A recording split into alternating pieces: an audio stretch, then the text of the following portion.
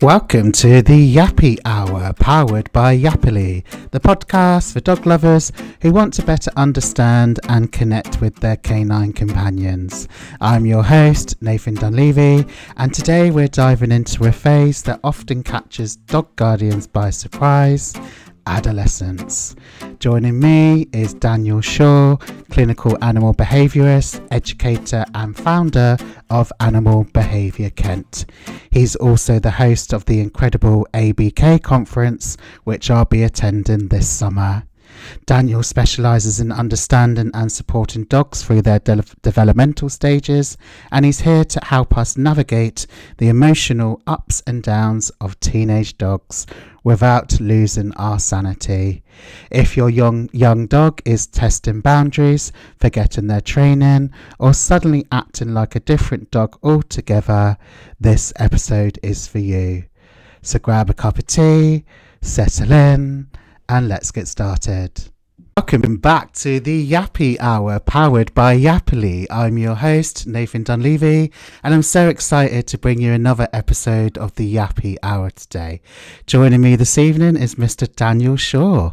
Hi, Daniel. Welcome to the Yappy Hour. Hello. How are you doing? Yeah, I'm good, thank you. It's great to be here. It's very exciting. Amazing podcast. You've had some amazing guests on, so we looking have. forward to our chat. And now you've joined that calibre of amazing guests, so I'm excited to chat to you tonight. So Daniel, I know that many of our listeners are either going through adolescence with their dog or they're still kind of recovering and getting over it. What first drew you to specialising in this particular stage of development? Well, I think I wouldn't say I specialise as such in terms of adolescence, but I do love working with adolescent dogs because I think it's such a special and amazing time. I think it's such a time where, you do see caregivers starting to kind of pull their hair out when they hit that adolescence time, because especially if you've got a dog from a puppy and you've been doing all this work, you've been going out with your trainer, you've got all these amazing things set up, and and I've had this as well, having my first dog from a puppy, you're kind of thinking, wow, I'm a total pro here.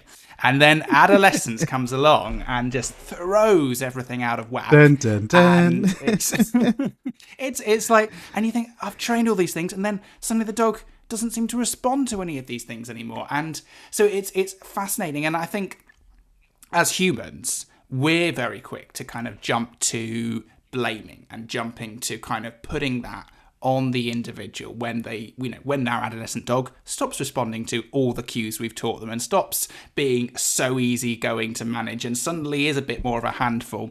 It's very easy for us as humans to kind of say, they're being disobedient, they're playing up, they're just, they know what to do, but they just don't want to do it. All those things you commonly hear about adolescent dogs. And, what fascinates me is actually getting into the biology of adolescence. What's going on in the brain of an adolescent dog? So what sort of changes are we seeing there that's making all these things, all this kind of world that they're living in, suddenly seem a little bit different to them than it was before? Yeah. And actually, when we start diving into it, we see all these things changing in terms of the dog's perception, in terms of the way the dog's valuing resources, in terms of the dog's judgment as well. And I think we all see that in adolescence. Judgment is sometimes not what we might consider the best.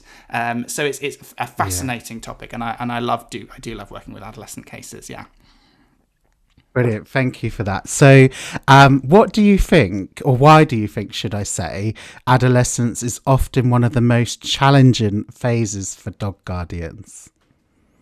Yeah, so I think a little bit in terms of what I touched on, in the sense that you're doing so well and then that suddenly falls off the edge. And I think it's like they suddenly just stop listening, don't they? Like, I've got selective hearing. Yeah, and it's so difficult. And I think that frustration from the caregiver point of view is a big thing. And I think when we actually look into that, and when we kind of dive into kind of what's going on in adolescence, we can kind of start to understand what might be going on for that dog. And I think that's a key element to overcoming some of those difficulties. So I think understanding, for example, that when a dog hits that adolescent stage, some of those emotional regions of their brain, what we call the limbic system, that's involved in helping a dog process reinforcers in the environment, things that feel great, things that feel scary that they want to get away on, conflict-related behaviour, all those emotional elements, those kind of beautiful emotional elements of your dog's life will be kind of hypercharged, ready to go as an adult dog's brain would be. But the difference that they have to the kind of adult dog brain is the frontal part of their brain, that region of the brain that's involved in kind of helping us inhibit some of those responses, helping us make better judgments. So, if, for example, an adult dog maybe finds a puppy a little bit irritating, maybe they're able to think, okay, do you know what, this is a little bit irritating, but I'm not going to respond to that because I recognise that's a puppy. Or if an adult dog recognises that there's something they want to go and chase, they're able, that inhibitive and sort of inhibition structure within their frontal cortex is able to kind of say, yep, but I know if I don't chase that, then there's going to be some good outcomes for me later on. All that inhibition hardware that they've got in the frontal part of their brain is still very much developing in the adolescent dog. So we get this disconnect between that kind of frontal and limbic structure, that limbic firing on all cylinders, causing that dog to experience emotions in full, in really kind of in a really strong way, but not being able to then actually have that infrastructure in place to be able to kind of help the dog regulate some of those emotional expressions. Yeah, it's absolutely fascinating. And when I was sort of doing dog training, and you get to that sort of 8 or 9 month mark with some dogs, and I used to just say to the caregivers that the dog's not intending to be that way, and because the caregivers would be like, oh, they're just not listening, or they're stubborn, but they've just got all this stuff going on, this brain fog. And I just used to just express that the dog's really not meaning to be that way. Like, they're just going through obviously something, and just trying to make them understand, because the caregivers don't always understand what's going on. Yeah, and I think what's really interesting about that is because, if we look at our typical adolescent dog, a dog built for survival, or an animal that is good at survival, isn't typically what you'd associate with an adolescent dog. They're doing things, they're putting themselves in dangerous situations all the time. We have to be really hot on our management often for adolescent dogs. So it's kind of interesting to think about from an evolutionary perspective. Why is this change so important in the adolescent dog, so important to evolution, that this has stayed on? It's not something that's just kind of been selected away, because you'd think, that if we've got a dog that's suddenly taking a ton of risks, then that's on an evolutionary level not going to be very adaptive, and we're going to kind of see that trait sort of start to be cold over the generations. So it's interesting that still occurs, and it kind of tells us that obviously there's something there about that means that is really important for the dog's development. That's really important for the dog to then be able to be a healthy, well-adjusted adult. And to be honest, especially in terms of dogs, there's very limited research on adolescence. Even in humans, we can't be sure why this adolescence period occurs. But, kind of people often talk about this idea that actually having that change in physiology that makes us take more risks, makes us become a little bit more independent, is actually important for the survival of us as a species, and for our kind of ability to adapt and live successfully in the world longer term, because we need to take some of those risks to be able to learn to become a little bit more independent, potentially as well have the opportunity to reproduce, being another potential reason for adolescence. But also just becoming a more independent, well-adjusted adult. And I think that's one thing I talk about with caregivers that I work with a lot, is actually, it is going to be difficult, and they might not listen to things you say, and it might feel like they're being stubborn and they've got it in for you, and all those kind of things that you probably kind of even hear when we're talking about human adolescence. But actually, going through that is so important for the dog to be able to become a well-adjusted adult, become an independent adult that doesn't need to rely on their caregiver the whole time. And actually, doing that and kind of getting through that stage is going to pay off. Definitely. Thank you so much, Daniel. So we're going to be moving on to our first section, which is all about what happens during adolescence. So I find it absolutely fascinating. So I'm enjoying speaking to you about it. So please may you give us a quick overview. I think you've touched on it a little bit, but what's actually happening in the dog's brain and body during adolescence, please? Yeah, so as you said, I've touched on a little bit there in terms of we get that disparity between the emotional systems of the brain starting to really mature, but that frontal region of the brain not being so mature. So we haven't got that inhibitive infrastructure there to help regulate some of those emotional systems. And we know that actually the frontal region of the brain, for example, is really key to things like extinction learning. And extinction learning, just for anyone that isn't familiar with that term, is Thank you. a new type, a type of learning. And I think this is an interesting thing about extinction. We often don't think of it as a type of learning, but it actually is a type of learning. It's learning that something doesn't mean something anymore. So, for example, if a dog has gone to the park, gone to somewhere on their walk, wherever, and seen something scary. Another dog has approached them, chased them, made them feel really scared as a puppy or as an adolescent. Then there may be some learning that occurs that the dog thinks, oh, this is a scary place, I'm going to be avoidant of this place. Now, if that dog then goes back there as a puppy, then they're quite likely to be able to engage in some extinction learning if the circumstances are set up correctly. And sometimes it can be a bit more complicated than this, but I'm just simplifying things a little bit for the sake of our discussion. That's good. So they can go back to the park, have a good time there, and then we might get some extinction learning taking place in that the dog learns that, oh, actually, yeah, when I go to the park, most of the time there isn't that bad. It isn't associated with those bad outcomes. So that's actually a type of new learning. It's not unlearning that the park was a bad place. It's learning that actually it is a safe place and that thing doesn't occur anymore.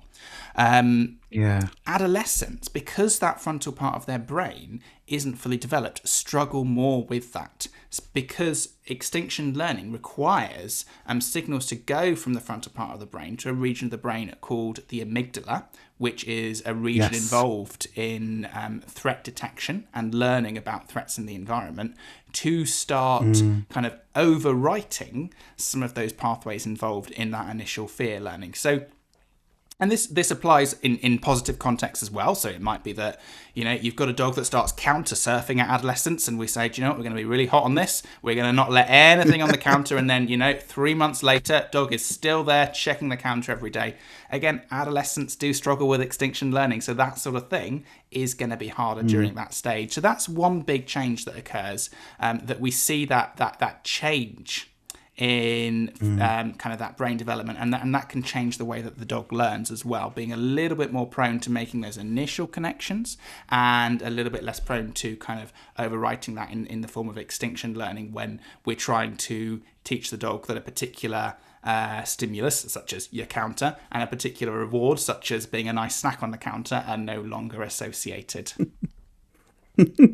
Brilliant.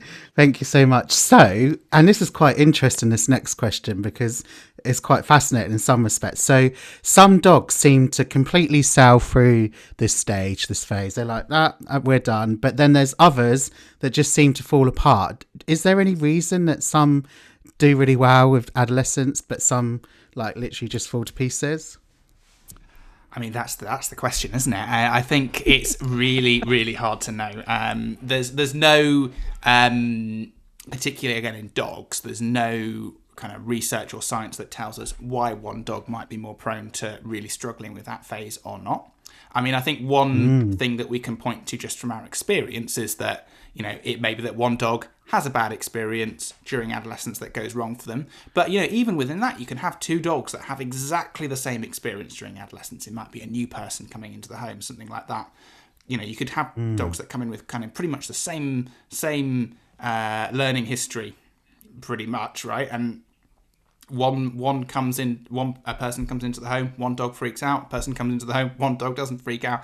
And it's so hard to say kind of what makes that difference. And we're starting to learn more about things like gene environment interactions and the kind of amazing field of epigenetics that really kind of looks into that. And that starts to point us towards some potential answers for that. So, for example, there are genetic polymorphisms, so kind of just differences in an animal's genes, that if a dog has those polymorphisms and has a particular set of circumstances during development, are more at risk of developing behavioural disorders longer term, or individuals are. This is coming from research in sort of rats and humans rather than dogs specifically. So we know that, if you get that wrong combination of genes, then that animal goes in the wrong environment where perhaps it's often unpredictable, potentially kind of where there's a lot of fear elicited during those early stages environments that might be then combined with that genetic predisposition to then put an animal at higher risk of developing those behavioural difficulties longer term. And that sort of thing could be at play in dogs. So it could be that, you've got a dog that's got that genetic predisposition, maybe doesn't get the right input from their mum, maybe doesn't have the right experience in terms of breeding, maybe doesn't get the right start as a puppy or something like that, that then means that dog, when we hit that adolescent stage, we start actually seeing that present. And I think that's one of the difficult things, because, if you've got a dog that doesn't get that right input as a puppy, sometimes they're still absolutely fine, or, kind of from our perspective, seem to do really well as puppies, but then those issues actually start to present later when the dog's brain starts to mature a little bit, and we realise, and those kind of effects on the dog's physiology really start to take effect and present in terms of the dog's behaviour, and we see that dog starting to really struggle to cope. Yeah, brilliant. Thank you. Is there an average timeline for puberty or adolescence, or does it vary massively between different breeds? So yeah, I'm glad you mentioned that in terms of puberty and adolescence, because those are a couple of separate things. So okay. Timeline-wise, we can actually think about the timeline for puberty as being something that tends to come before adolescence. So the easy way to think of the difference between puberty and adolescence is puberty being kind of what's happening, changes in kind of the body from the head down, or not even just the head down, but actually more kind of in some of those hormonal maturation. So things like testosterone starting to flow more in male dogs, estrogen and progesterone starting to flow more in female dogs, so the dog becoming sexually mature. That's where we might start seeing a female dog going into season. We might see a male dog starting to take more of an interest in humping and more of an interest in the females that he may encounter out on his walks and things like that. So those are the sorts of changes that we would typically get with puberty, or the dog reaching that puberty phase. And then adolescence is more of those changes in terms of the brain, so those things that we started to talk about. Now, typically will start to occur around 6 to 8 months in most dogs, on average. Okay. Now, I'm not sure. The last time I checked, there wasn't a huge amount of research on differences between breed. Right. There may be more that has come out, but I think, my understanding is there isn't a huge amount of science on that. A lot of people do report, especially people that have one breed and a lot of experience with a particular breed, that their breed may be a little bit later or a little bit earlier with both puberty or adolescence. But there's not enough science, as far as I'm aware, to say for sure on that. But that's not to say that there isn't differences. It's just to say that we don't officially kind of have that data to kind of tell us a lot about those differences. So puberty kind of around that 6 months mark, and then adolescence tends to be somewhere between, really, around 8 and 24 months is the best estimate from a paper that came out a couple of years ago. And when I say between, that doesn't mean that the dog starts adolescence at 8 months and then finishes at 24 months. It can be a kind of a period between that. So it could be that the dog goes into that adolescence phase around 8 months and then sort of finishes adolescence around, 14, 16 months. It could be that they start a lot later, adolescence really starts taking effect around 18 months and finishes off around 24 months. So kind of when that adolescence period can vary. And again, that may be something that is related to breed. A lot of people, for example, talk about larger breeds having a bit of a delayed adolescence potentially. You took them. I was going to say the size of the breed. I thought that impacted it a bit. Yeah, so I mean, it certainly could well do. I mean, I think my personal kind of guess is that I think it possibly does, just from what I've seen. But again, I can't say for sure because we haven't got enough data. So that, I think that's certainly an interesting one to kind of keep an eye on as things go forward. Definitely. There was a question I wanted to just tag in here, something I picked up on the other day. So, second fear cycle, 8 to 9 months roughly. Is this the same as adolescence, or are they two separate things? So yeah, that's a really good question as well, and I think the as best as I can tell, the answer is we don't know whether that's the same as adolescence or two separate things. I mean, and I think it depends who you talk to, because some people that I've heard have talked about it as quite a distinct thing from adolescence, the second fear cycle. My interpretation, just based off what we know about adolescence and the fact that there's not really evidence of kind of a second fear cycle in other animals, was not, we've got a lot of data on adolescence as mammals as a whole. Haven't got so much data on fear cycles, like a later fear cycle, particularly occurring in mammals as a whole. So my theory is, it probably is something related to adolescence, and it is probably kind of some of those changes, and I think it's probably related to some of those changes that we get during adolescence. And what I'm trying to say, I suppose, is the changes that we get through adolescence aren't a load of things that switch on at the beginning of adolescence and a load of things that switch off at the end of adolescence. No. They're things like, for example, that change in extinction learning, that change in reward processing, that change in associative learning, and all these changes coming along at once, sort of coming along at different times, and interacting at different times. So if you can think during that adolescent period, say we're getting that change in extinction learning going up, and then we've got another change of, a few weeks later going up, and if you can think that actually means we're getting a load of kind of different interaction points throughout that adolescent period.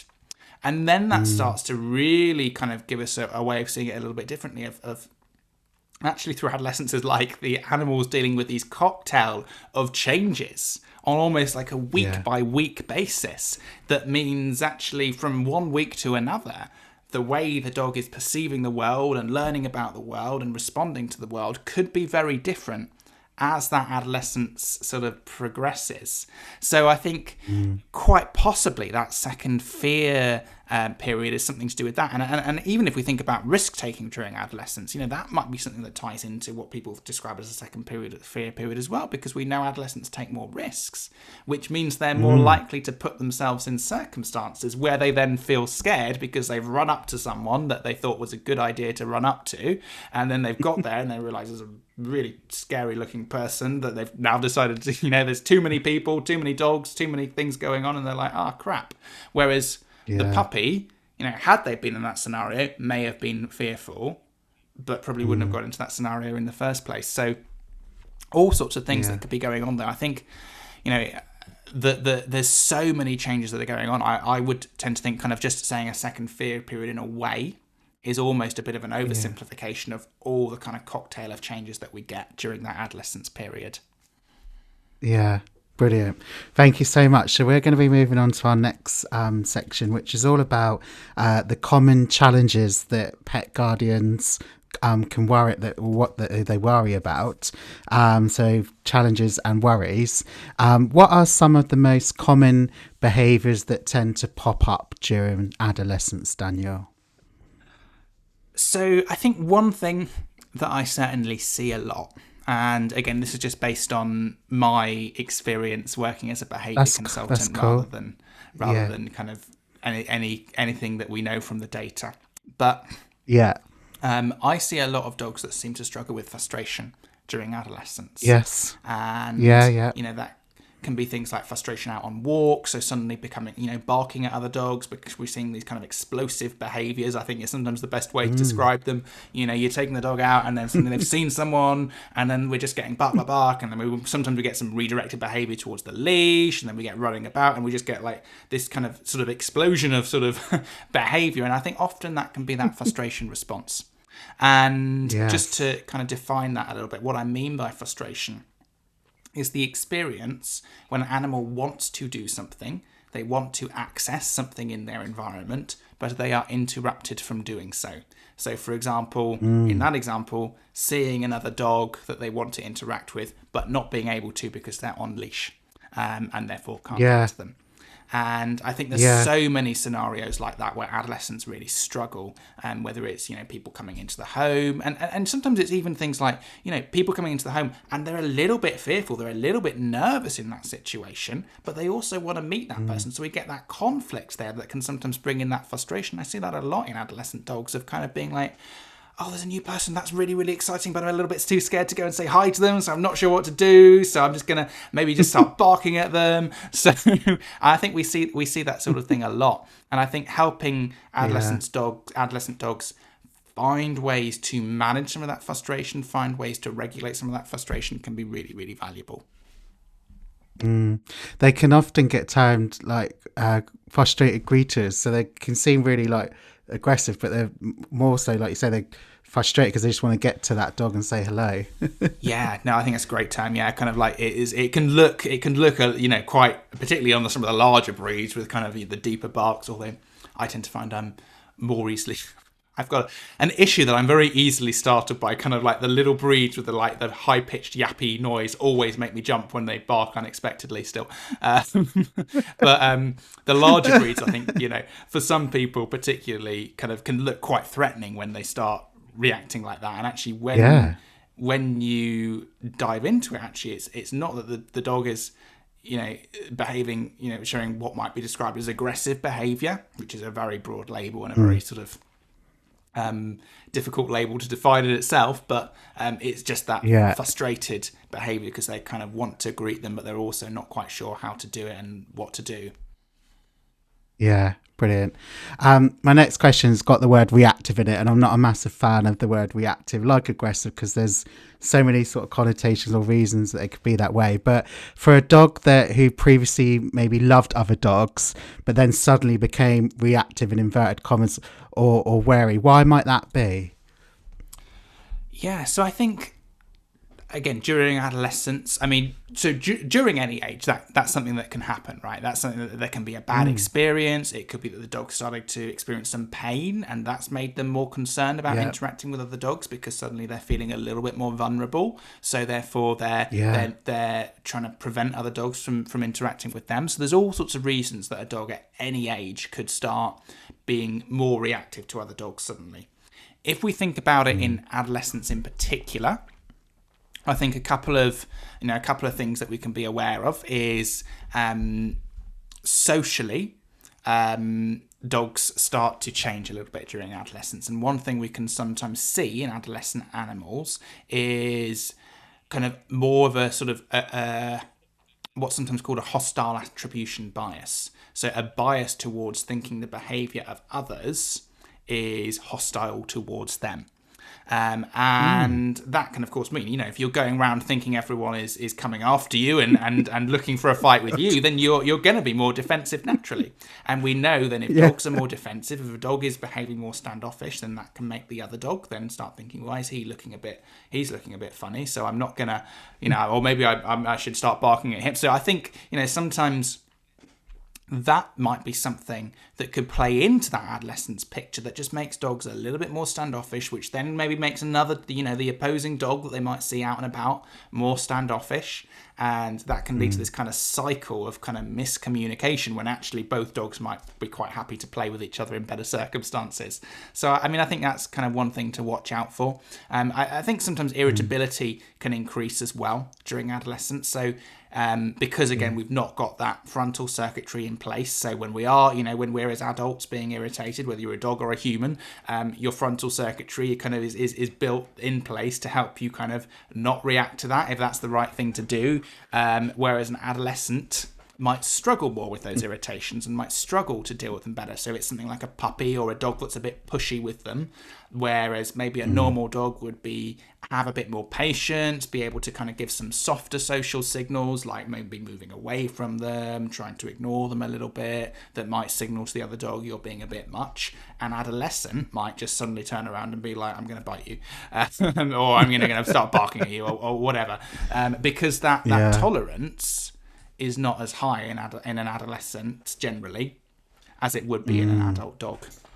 So I mean, Yeah. that's another thing that I think is worth watching out for. And I think particularly, again, if you're setting up social scenarios with your adolescent dog, then that's really important to be aware of, because we need to know that actually if your adolescent dog, if we start seeing that play, particularly from the other dog, maybe getting a little bit much or getting a little bit pushy, then we need to be aware that actually our adolescent dog might struggle with that more than they would have done even a couple of weeks ago when they were, in that puppy stage.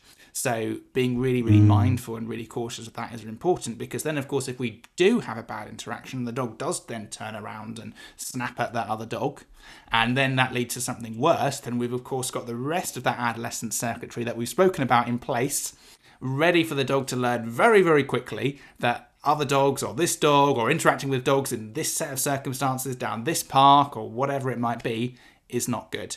And, we've got fear learning that could take place. So really, really being mindful of, always with dogs, I would say, kind of setting up for success with interactions, but especially during that adolescence period, remembering that there could be changes in their kind of social tolerance, and things can go wrong more easily than they might go wrong at other stages of life. So I think, being extra mindful of just kind of making sure we're kind of managing our dog and preventing those sorts of things from occurring will again pay off longer term. Brilliant. Thank you. So our final question for this section is, how can guardians tell the difference between developmental behaviour and something more serious? Oh, that's a really interesting question. So I suppose I in terms of kind of developmental behaviour, is there anything you're kind of thinking of there? Is there any particular examples of developmental behaviour that come to mind? Oh gosh. I don't know really. I guess just um learning new things, like maybe sort of getting used to being home alone, sort of, if because obviously a lot of dogs struggle with that. Yes, along those, being a bit more resilient and sort of like, learning to be at home on their own, and things like that maybe. Yeah. So I suppose, like things like not struggling a little bit more with being home alone, or kind of maybe wanting to kind of jump up a little bit more, or kind of some of those things that we spoke about that might link to some of those frustration things might tie in more to adolescence. But I think it's very difficult. I suppose one of the reasons it's kind of hard to kind of think about this, I suppose what's difficult is actually disentangling that, and I think that's probably an important thing in itself. Is if we've got a dog that's starting to show fearful behaviour at adolescence, that is a behaviour that could occur at any point in that dog's life. Yeah. So it's not necessarily something we would call developmental behaviour, but of course, if it's happening during adolescence, it's still going to be incredibly important to understand that adolescence period in the dog, because that's going to change how we might approach that behaviour. So, for example, when I'm working with adolescent dogs that are struggling with fearfulness, we tend to have a pretty low... We scale back, I suppose, is a good way of describing kind of the behaviour plans that we might put in place. We don't do a lot of, for example, what's known as sort of desensitization or counter conditioning training with adolescent dogs, and essentially the training that we might do with an older dog, because there's a greater chance of it going wrong. Their brain circuitry means that it's harder for them for that kind of information to be taken on board by that dog. So what we tend to focus on is actually during that period maintaining where the dog is, making sure we're not going backwards, making sure the dog doesn't kind of regress in terms of their fearfulness around something.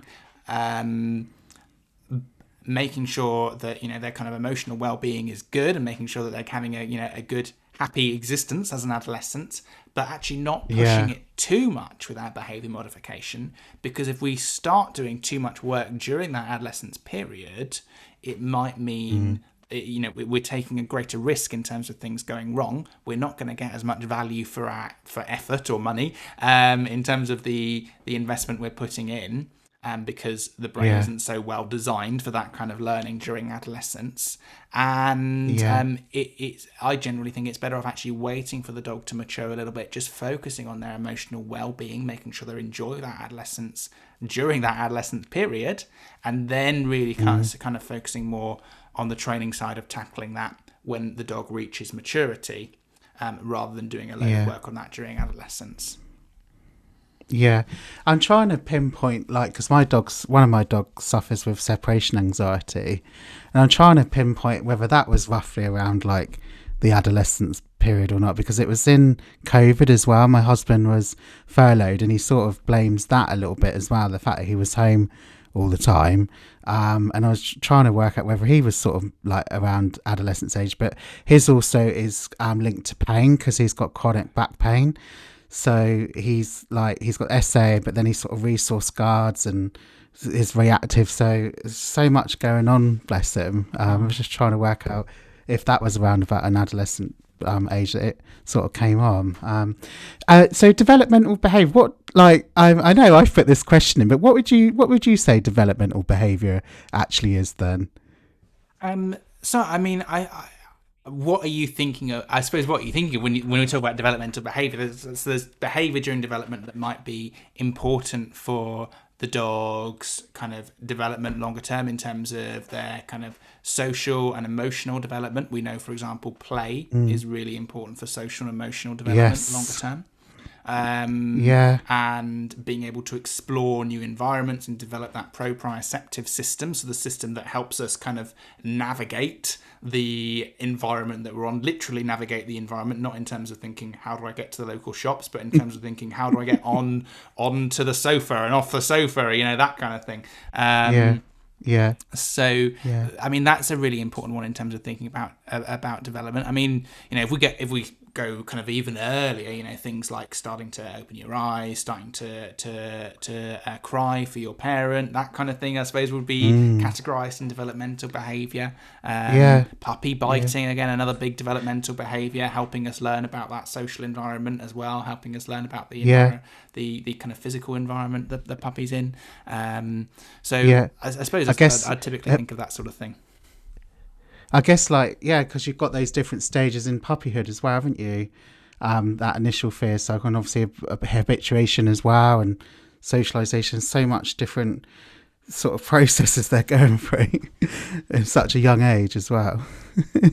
I mean, there's so much happening, isn't there? And that's the amazing thing about kind of our physiology as mammals is incredible, I think, in the sense that we are not complete when we are born. We are just kind of given a set of instructions of this is how to finish off developing, and go for it. And I think a lot of it is to do with our obviously our size and kind of because of obviously if we were adults and being carried by our parents, then that's not really going to work on a kind of practical perspective as well. But I'm thinking there's some interesting kind of sort of looking at, if we look at it across species and the way they different species approach kind of development is incredible. I mean, if you compare it to like even horses and giraffes that will just kind of be born and just be wandering about on their own, it's so different to us as like humans and dogs that are just pretty useless when we're first born, unfortunately. The word resilience is kind of batting around for me as well, and that's my next section about resilience. Actually, I was just that was a word that was sort of coming through. So brilliant, leading us nicely on to what helps. So building resilience and connection. So what should we prioritize during the adolescent phase, and what actually helps our dogs cope, Daniel? So I think one thing that we can do during the adolescent phase, and ideally really before the adolescent phase, from when we first get our dogs, is think about that connection. I think that's a perfect kind of link there, resilience and connection, because I think that connection, that relationship between the caregiver and the dog is so important for resilience and emotional well-being longer term. It's we know that dogs are incredible in the sense that the way they form relationships with their human caregivers is mimics on both ends of our physiology, on our physiology and in terms of the dog's physiology, mimics the formal attachment relationships that we see between human infants and their parents. So, what you'd see between a child and their mum, their dad, or caregiver. And that attachment relationship has a few special features. So it has what's known as the secure base effect. So if the infant is around their caregiver, their caregiver acts as a secure base and gives them more confidence to explore that environment. Distress upon separation as well. So if the infant is separated from the caregiver, often there'll be signs of distress. And I think that's an important one also when we're talking about things like separation anxiety, because actually some distress and discomfort upon separation is a normal and healthy thing. What we need to do as both obviously behaviourists or caregivers is actually make sure we help our dog realise that and understand that this is not the end of the world kind of bad. This is a bad thing that you can, it's not your favourite thing in the world, but it is something you can adapt to and cope with. We've got these kind of features of an attachment relationship, these amazing features that mean that connection is so valuable. And actually we also know that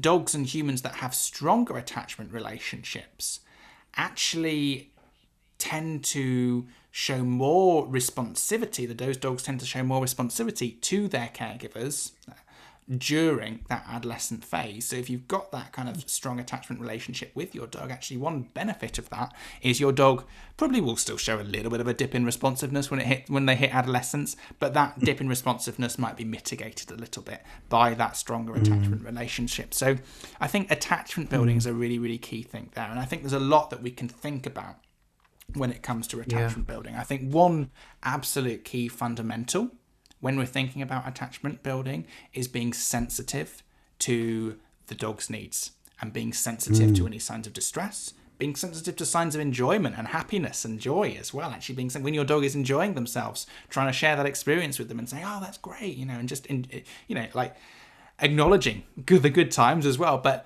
also when something bad happens, not trying to ignore it. And there's so much kind of bad advice out there about kind of ignoring your dog when they're fearful or ignoring your dog when they're stressed. And actually that's really counterintuitive because, if we're scared as humans, if someone comforts us, if your friend, your parent when you're young, comforts you and says, oh, it's okay when you're scared of something, that doesn't reinforce you. That doesn't make you think, oh, I'm going to be scared tomorrow night because that was great. I got a load of attention from that. This is not how it works when we're talking about an emotion. And it's absolutely the same with dogs.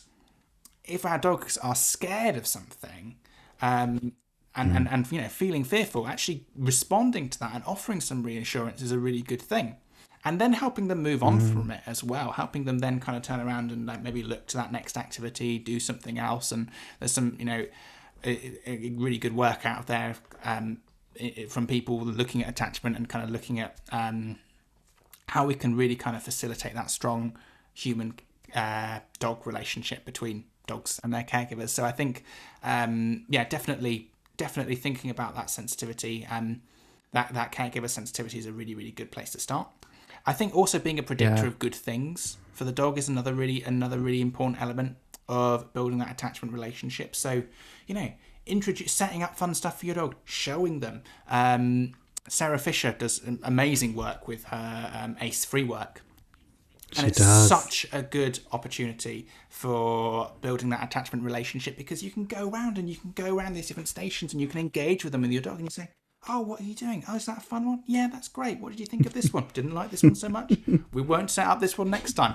I'm not going to try and explain it in a huge amount of detail because I won't do an amazing job, but I'd say definitely anyone that's kind of looking for something to work on that attachment relationship with their dog, ACE free work is another amazing tool for your toolbox in that regard as well. Yes.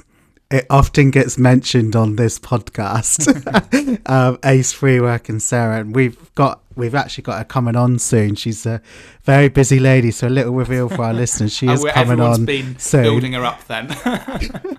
Yeah, but like she's so busy, and I've struggled to tie her down to a date, bless her, because obviously she's just so busy, and she's amazing at what she does. But yeah, literally, I think on pretty much every episode, Sarah and Ace Free Work gets mentioned. So I love that. I can't wait to have her on and to speak to her more about it all. Brilliant. So are there ways to support our dogs through emotional surges and off days, in inverted commas, Daniel? Yeah, so I think, again, emotional surges, I suppose that's kind of links back to what we were talking about in terms of that emotional, that limbic system in the brain kind of causing some of those emotional responses to be a little bit more exaggerated perhaps than we would typically see when the dog was a puppy. And I think, things like emotions and the physiological changes that come with them, there is a little bit of recovery time from that.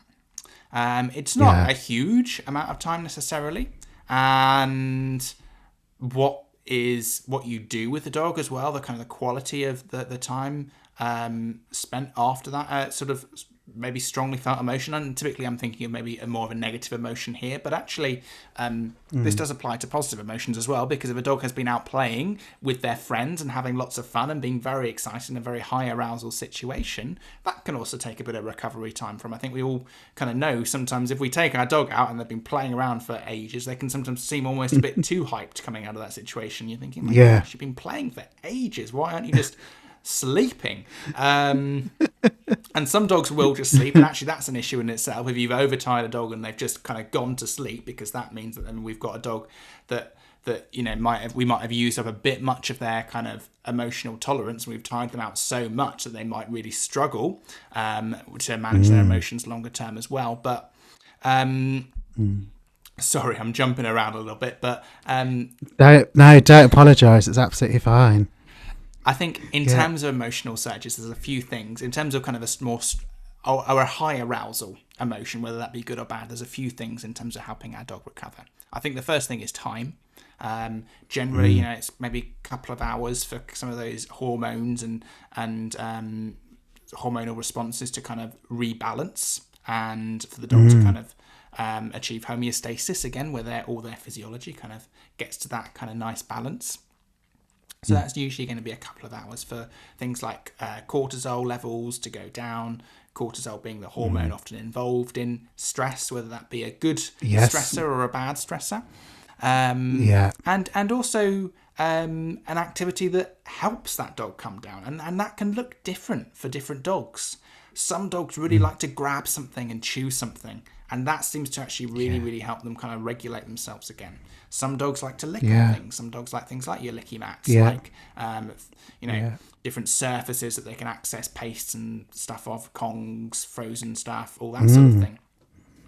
Some dogs do like that dissecting side of it, like a chew that they can take apart and dissect and really crunch on. So it depends on the dog, and I think that's where learning about your individual dog is really important, so you can start to gather that information in terms of actually what helps my dog, what helps this dog recover from a more high arousal environment, whether that be something as like playing with friends where we got very excited, or something like the dog got spooked by something and we need a little bit of a break from that.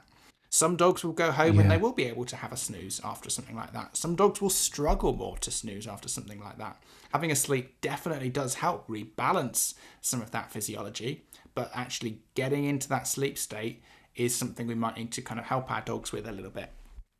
Definitely having that option available is good, though. I think making sure, we give the dog some options in terms of, what they want to do, maybe seeing if they want to chew, maybe seeing if they want something to lick on, maybe seeing if they want to kind of grab onto something and have a little gentle game of tug with something, not a full-on game of tug. Generally, I wouldn't go for in this sort of situation for the most part.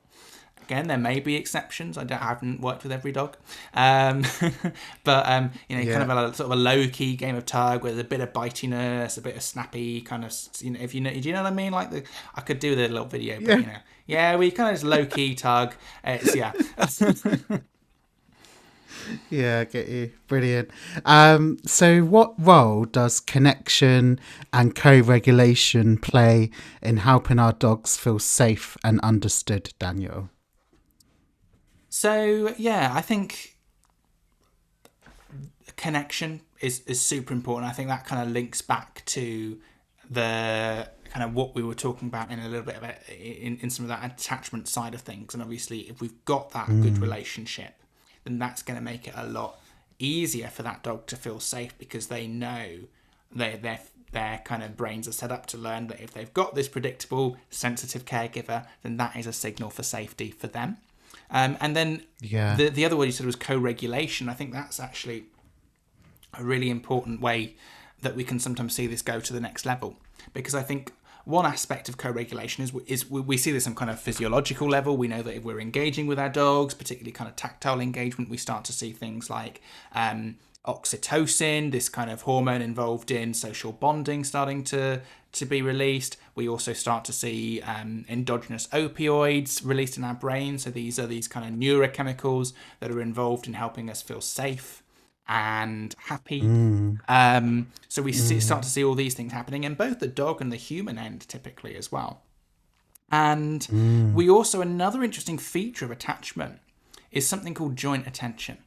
And what that means is, if, for example, you look at a parent that's got an attachment relationship with their infant, if the infant looks at something, the parent will tend to look towards that.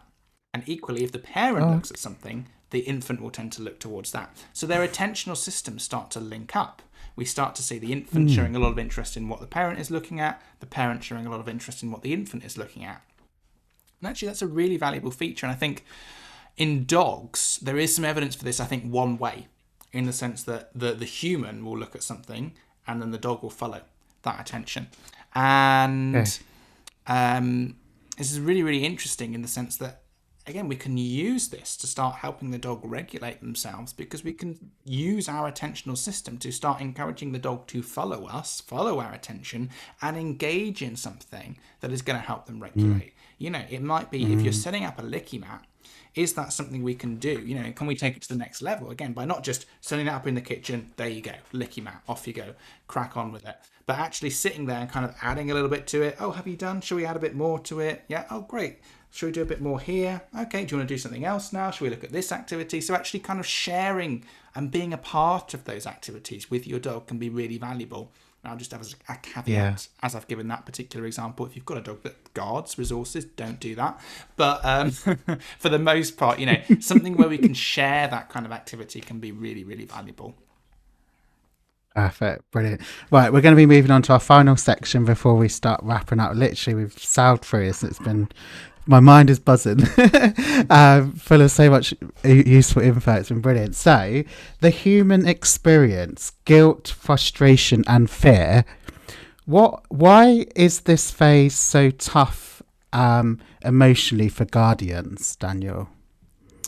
Yeah, so I mean that's a really good question. I think I'm obviously coming at it from my perspective as a behaviourist. So That's cool. I'm not an expert in terms of human sort of emotions and well-being, but I think just in terms of what I see, I think there's a couple of things actually. I think there's a lot of expectations that we place on ourselves as dog caregivers in terms of we'll adopt a dog, we'll do all this work, we can put in a lot of work, and then if we start seeing that going downhill and going off track a little bit, then it can feel like you failed in some way, and it can feel like you're doing something wrong. It can be obviously really frustrating because suddenly we've done all this work, we've put all this effort in, and the sort of reinforcer that we were expecting as a human of the dog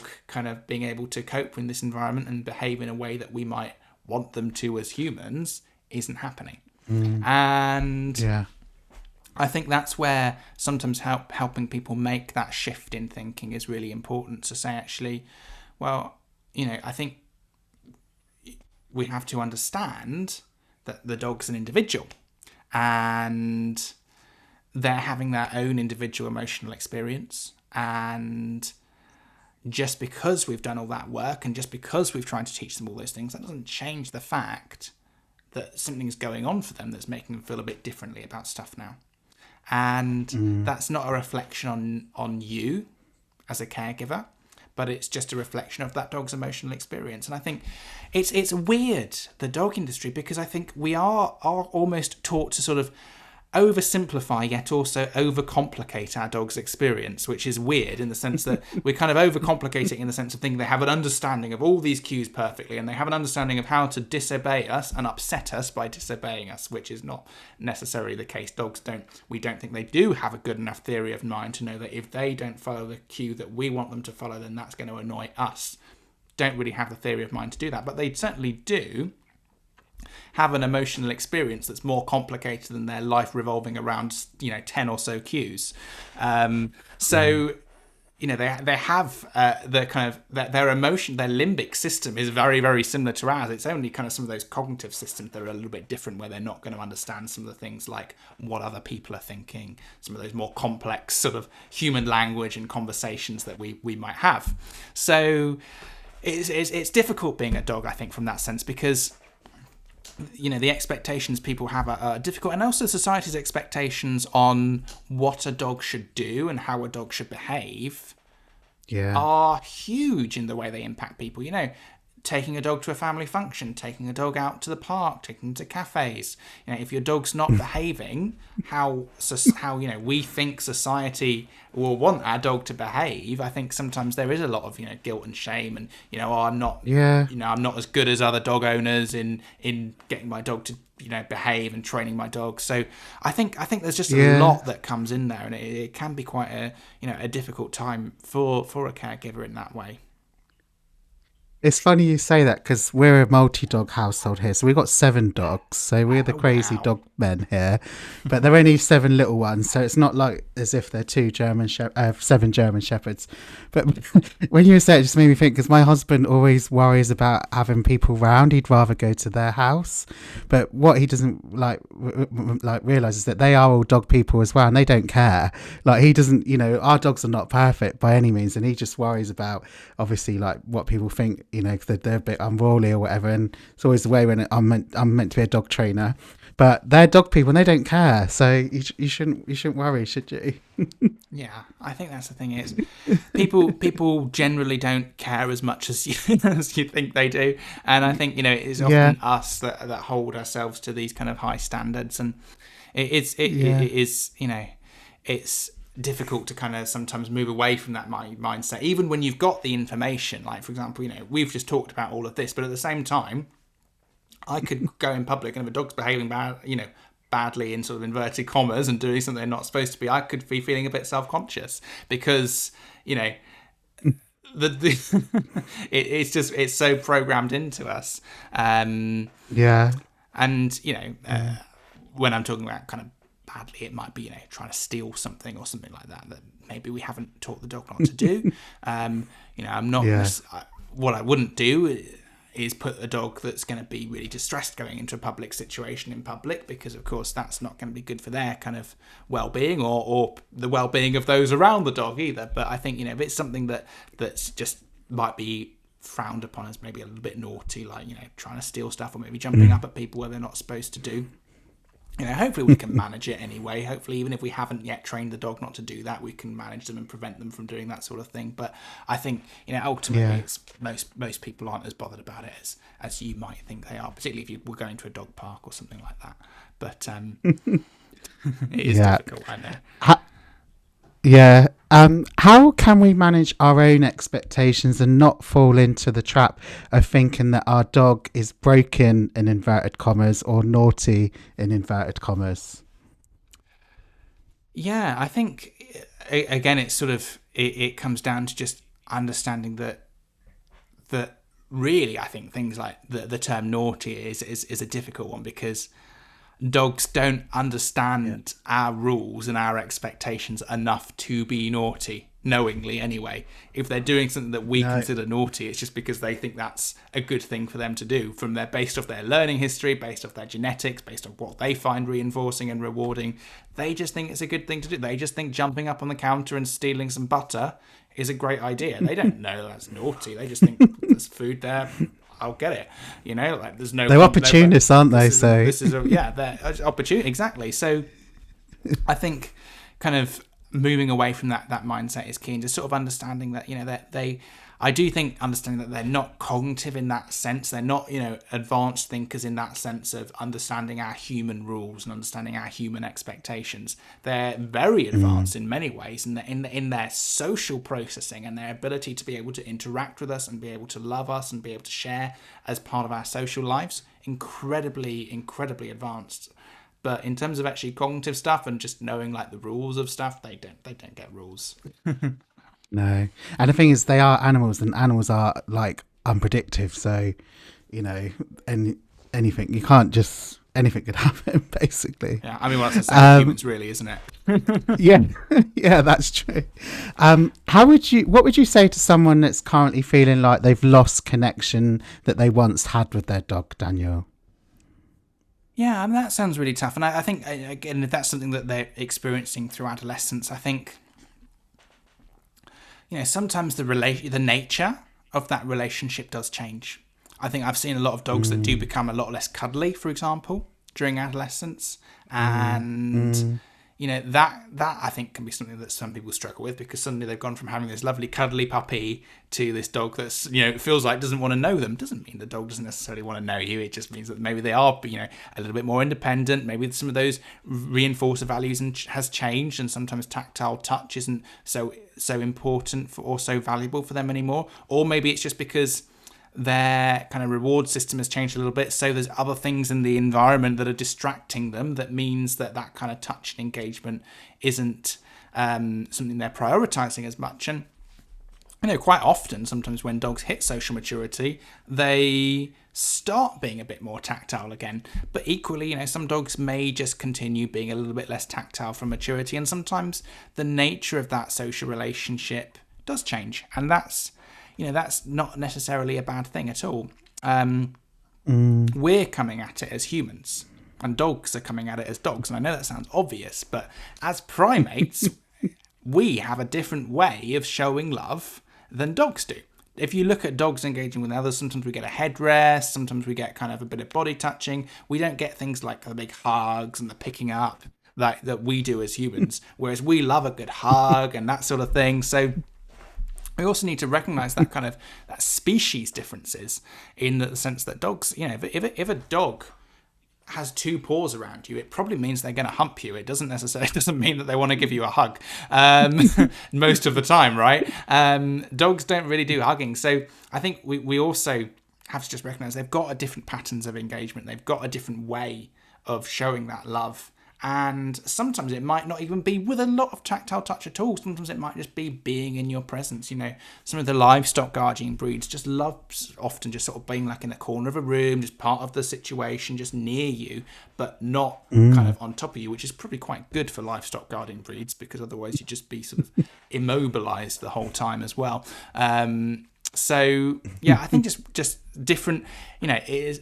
Different species, even different breeds within dogs, have different ways of expressing their emotions, and I think just trying to be aware of that.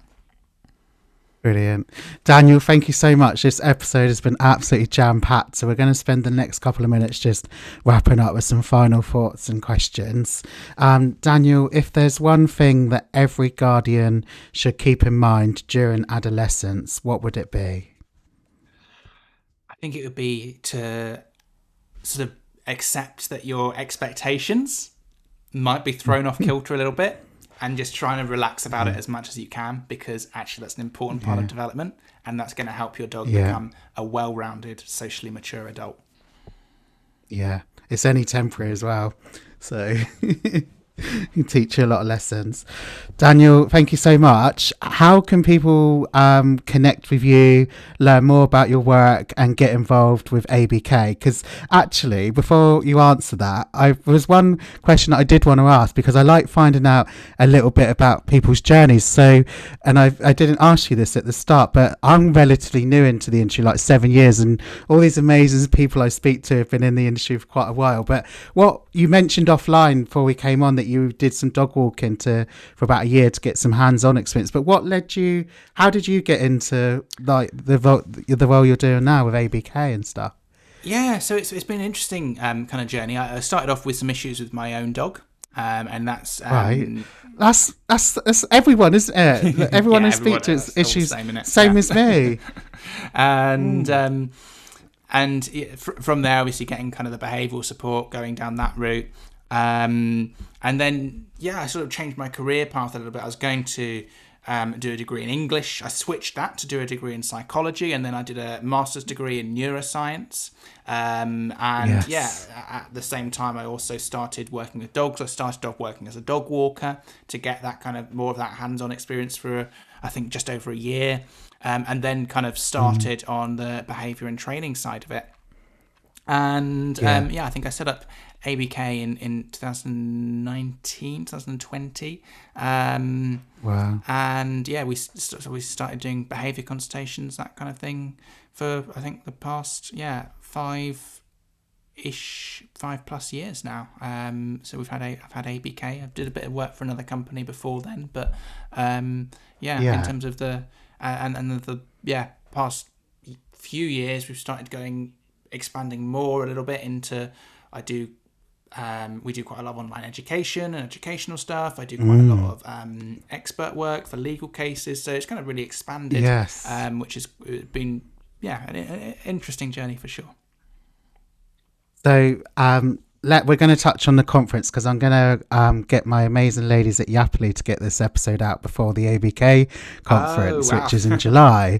So we're in June at the moment, on the 12th of June. So we've got some time. So just quickly tell us about the ABK conference. I got massive FOMO last year. So as soon as the tickets went on sale for this year, I was on it like Sonic. So please tell the listeners, our listeners, I think ticket sales are still open about the ABK conference. Yes, they are still open. So we're keeping them open till about 3 days before the conference. And then we're going to close them. I think both virtual and in person will close about 3 days before. So it's our annual behaviour conference. It's actually the last one we're doing for a few years as well. What? Yeah. No way. It is, yeah. So you moved it, didn't you? You moved it to a different time of the year. Yeah. Yes. Yeah. We're gonna do it as a summer conference going forward as well. But we're gonna I think probably do it biannually going forward. So at least so it might be that we take a couple of years off after this year. Just because it's just the amount of work is insane. Massive. But it's so exciting. We've got an amazing lineup of people for this year. We've got it's a 2-day event in Ashford in the UK. We've got online and virtual options available, so you can either come and join us in person, or you can join via live stream and sort of enjoy it from the comfort of your home, which is always good as well. Especially for those of you, many of us surprisingly have dogs, so that can always be a useful option if pet sitters are an issue. So we've got, I think, 10 or possibly even 12 when I counted now, because we've got a couple of people doing a double talk. I think we actually have 12 speakers, some amazing people like Dr. Kathy Murphy, Bobby Bambury, Victoria Stilwell, Trish McMillan, Suzanne Clothier, Andrew Hale. So just an incredible lineup of people, all talking about resilience in dogs. So it's going to be a fantastic couple of days. We've got some fun stuff going on for the in-person as well. We've got a couple of extra seminars if you're coming in person, so you can bolt on a couple of extra events and just really get some extra learning in. There's a cocktail party on Saturday night, which will be a lot of fun as well. If you like a cocktail or a mocktail and a dinner. I definitely do. Lots of fun stuff happening. Yeah. Remind us of the date as well, Daniel. So it's the 12th and 13th of July. Yeah, I got my tickets last year as soon as they were on sale. I was at the airport actually, about to go on holiday. I was like, right, got to sort my priorities out, get my hotel and tickets sorted. And Daniel, just quickly, you've just launched your own podcast, so please tell our listeners quickly about that. So we've just launched the Brain and Behaviour podcast. It's Love it. for people, generally for dog professionals or people with a sort of a very keen interest in dogs or animal behaviour generally. We're doing a few episodes, not just dog focused as well. And it's all about kind of learning about dog brain, animal brains and behaviour and kind of everything in between in terms of understanding how behaviour happens, where it comes from, how it links to the animal's neurobiology, how it links to their evolutionary history. And we talk to some amazing guests in kind of different scientific fields, but also some from the more training field, with more coming from more kind of a experienced perspective as well, on sort of a hands-on. We've got lots of really, really exciting stuff happening with that as well. That's so exciting. You've got so much going on. I've listened to 2 episodes already that have come out and I've absolutely loved it. So, Daniel, how can people connect with you, please? Tell us how they can learn more about you and ABK. Yeah, so we've got the ABK Facebook page, Animal Behaviour Kent. It might be changing soon as we're doing a bit of a relaunch over the next couple of months. But if you search Animal Behaviour Kent, you'll find all of our stuff still. But we'll also have kind of a bit of a new kind of side to our business coming out soon. So if there's a new name going on and it's sort of 2 things going on, that will be why, as we're kind of starting to separate ABK and the online education side of it a little bit more forward. Yeah, brilliant. Daniel, thank you so much for joining me on the Yappy Hour powered by Yappily. You are a fountain of knowledge. I could listen to you all day. We definitely have to get you back on in the future because I know you've got some other interests like neuroscience and things like that. So I'd love to have you back on in the future. But thank you so much for joining me today on the Yappy Hour. No problem at all. It's been fantastic talking to you. And yeah, I look forward to seeing you in a couple of weeks as well. I'll see you then. Thank you. Thanks. That was such an insightful and reassuring chat with Daniel Shaw. Here are some key takeaways from today's episode. Number 1, adolescence is normal and a necessary stage. It's not regression, it's rewiring. Number 2, emotional wobbles are to be expected. Your dog isn't broken, they're just growing. Number 3, connection and co-regulation are everything. Your calm, consistent support matters more than perfection. Number 4, you are not alone and you're not failing. So many guardians go through this. It's all part of the journey. Daniel, thank you for giving us all permission to breathe, slow down and trust the process. If you'd like to learn more, head to animalbehaviourkent.co.uk or check out the upcoming ABK conference. And if you enjoyed this episode, please subscribe, leave a review and share it with a fellow guardian navigating the teenage phase. This has been the Yappy Hour and I'll see you next time.